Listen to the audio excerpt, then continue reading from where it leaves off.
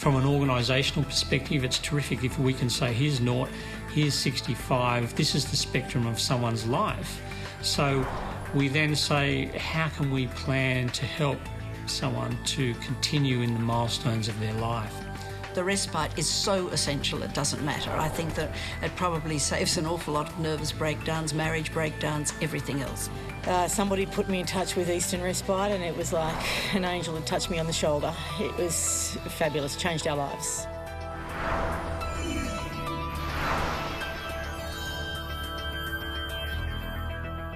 We work in an environment from, I guess, Double Bay to Botany Bay. And within that, there's a huge variance in demographic and people's backgrounds, whether it's cultural or socio-economic.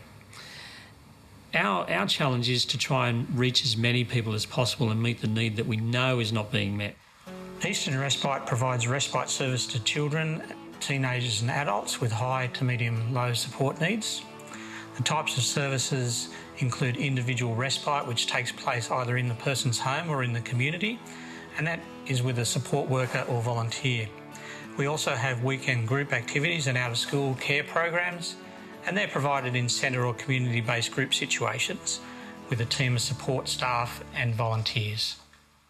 What is essential is early intervention. The early intervention with Eastern Respite, we do go to early intervention sessions for hearing loss and different associations. Eastern Respite, I think they come on board as well because they then follow up with programs, and whether it's, as I said, the physio and occupational therapy, doing they're tiny little things, but they all in the long run help, and Eastern Respite are a big part of that. Children are able to be looked after well, and the parents can go to having time to have a coffee or a movie or whatever it is, or go and spend a Saturday morning with sport with their other children, so that the guilt factor is removed and they can feel safe and secure to know that their child's being looked after. Well, we've come out to watch our son play soccer, our 11-year-old son, and he plays every Saturday, and this is a great opportunity to be able to come out and see him, having respite at home. So we're out here to support him and to see him, and he knows that we're here, which is a very big thing. Without having any carers, it would be very, very stressful.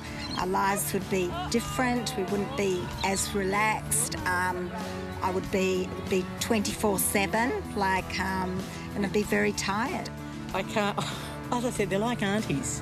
It's like having an extended member of your family. We've had girls who have had, especially when the boys were a lot younger and they did have oxygen, I was terrified of leaving them with anyone who didn't have a medical background because they were on this oxygen 24/7. And it was a huge relief to leave the house and know that the boys were going to be safe and well looked after, and is someone who wasn't going to be worried about the oxygen. You know, they are a huge part of our lives. I think Eastern Respite and Recreation's success comes from the people we employ, and also our volunteer base. We have 50-odd volunteers who give their time freely, and we love that. They're people that want to be here, and I think that combined with the workforce that we have similarly enthused, we're able to deliver a great service, and I think that is one of our key ingredients to our success. I think because I've had healthy children and I'm healthy, I really enjoy doing what I'm doing because I feel that I can help them in some way, whether it'd be just sitting with them and reading a story to them, or chasing them in the playground, or kicking a soccer ball around, or teaching them, because I used to teach basketball and I coach basketball and I coach football. Maybe those sort of skills I can help, and at the end of that to get a really big smile and know that I've connected with them on that level. That's what I get out of it. I think the variety of programs that Eastern Respite offer is really great.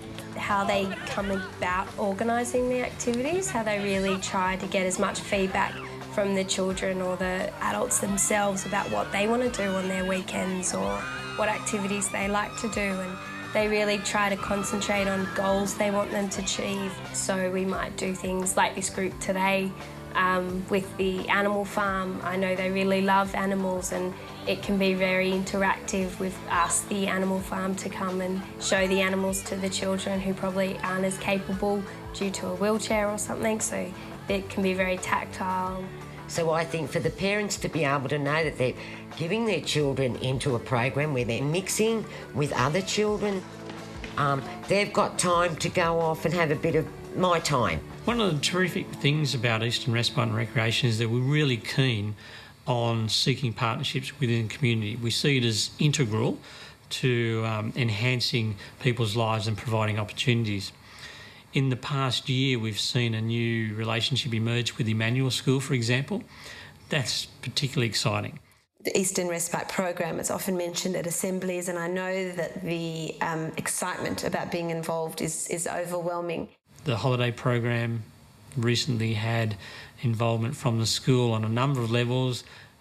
Eastern Respite was invited into school. There was a whole cooking class going on. So we try different recipes from all different cultures, and the students take it on with gusto. We've had a lot of volunteers from our students as well, and we've had some staff come along.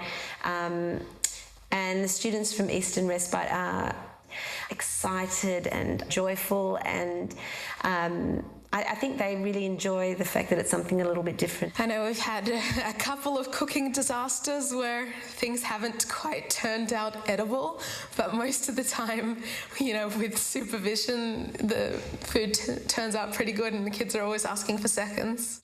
It's an organisation that has always had the person at heart, and we've wanted to do the right thing by people, by families, and so on.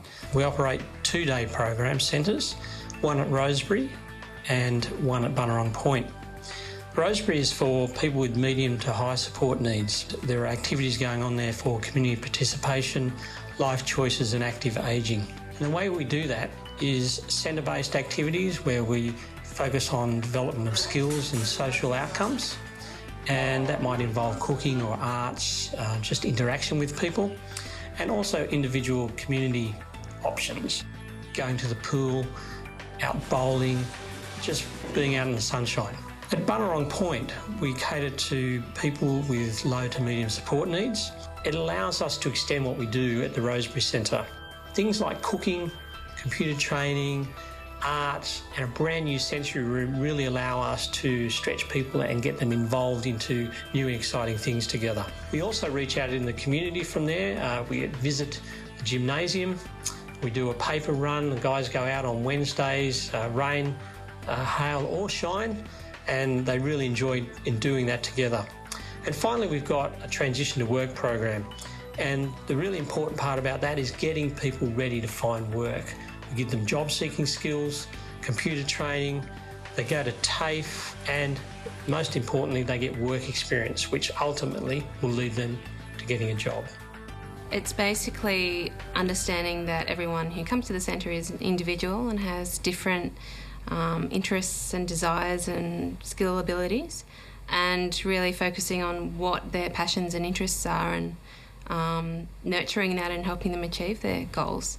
The next step for us is to hand over a lot of the power and decision making, and that's something that we're learning to do, but we're learning to do with enthusiasm. The aims of the day program is to increase the skills and independence of the guys attending the centre.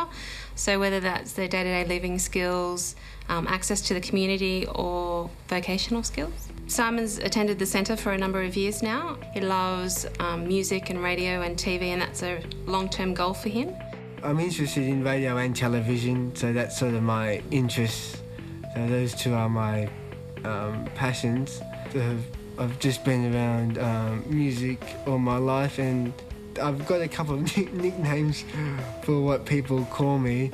They sort of think that I'm a bit of a, I don't know, like a younger Glen A. Baker sort of. Our managing director, Rick Solomon, came to me as I run the music department here, and just asked if we had a slot for once a week where someone from Eastern Respite could come in and learn a little bit about what happens. And I saw the opportunity available there, and we sort of slotted Simon in, and he's sort of become quite comfortable here.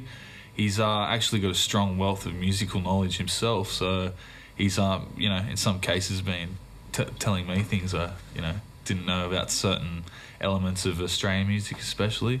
We've had a fantastic relationship and partnership with SMA. I think in the community there are so many organisations that would like to help these people reach their dreams, but they're just not sure how to go about it. So this has been a really good example of a really good partnership together. We've provided support throughout his training, and we've eased off that support, so he's here independently, which is fantastic. In the time Simon's been here, he seems to have taken a lot from the position. He walks in every Thursday with a big smile on his face, which says a lot from the word go. And he's always eager to learn, and always keen to find out more about the role here. We are fair income about working on not being about us. It's not about Eastern Respite and Recreation. It's about the people that we are serving, and I think everyone gets that, and that's what makes it so special. This organisation is a fantastic organisation. You get a great service from it, and I, who have been here from the beginning, am exceptionally proud of it and what it has achieved. At Eastern Respite, we want to be part of changing not only our local community, but the society in which we live. Sounds big, but we do that by showing people that the people we work with, people with disabilities, have the right to be treated with dignity and respect, and they need to be included in everything that we do.